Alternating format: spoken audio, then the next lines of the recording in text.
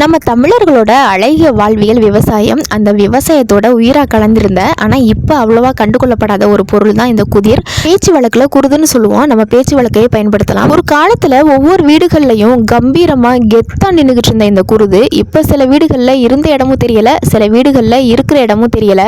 வயல்ல கதிரறுத்து கதிரடிச்சு வித்தது போக வீட்டு தேவைக்காக உள்ள நெல்லை வீட்டுக்கு கொண்டு வந்து இந்த குருதுக்குள்ள கொட்டி வச்சு சேமிச்சு வச்சாங்க. குருதுல பார்த்தீங்கன்னா மேலே ஒரு வாய்ப்பகுதி, கீழே குட்டியாக ஹோல் போட்டு வச்சிருப்பாங்க. இதுக்குள்ள வண்டு, பூச்சி, எலி இதெல்லாம் போகாம இருக்கிறதுக்காக மேல இருக்க வாய்ப்பகுதியில பெரும்பாலான ஸ்ட்ராங்கான தட்டு போட்டு மூடி வச்சிருவாங்க. கீழே இருக்க ஹோல் பாத்தீங்கன்னா ஒரு கொட்டாச்சி வச்சு சுத்தி மண் வச்சு பூசிடுவாங்க. நமக்கு எப்ப நெல் தேவையோ அப்ப அந்த கொட்டாச்சியை எடுத்துட்டு தேவைப்படுற நெல்லை அள்ளிட்டு மறுபடியும் கொட்டாச்சி வச்சு மண் வச்சு பூசி வச்சிடலாம். அப்படி வெளியில அல்ற நெல்லை தான் அவுச்சு காய வச்சு மில்லுல கொண்டுட்டு போயிட்டு அரைச்சு கொண்டு வந்து சோறாக்கி சாப்பிட்டாங்க. அதுக்கு பேர் தான் வீட்டரிசி. அந்த வீட்டரிசி சோறு ஆக்குன வடிச்ச தண்ணியை கூட வீணாக்காம குடிப்போம். அது அவ்வளோ மனமா சூப்பரா இருக்கும்.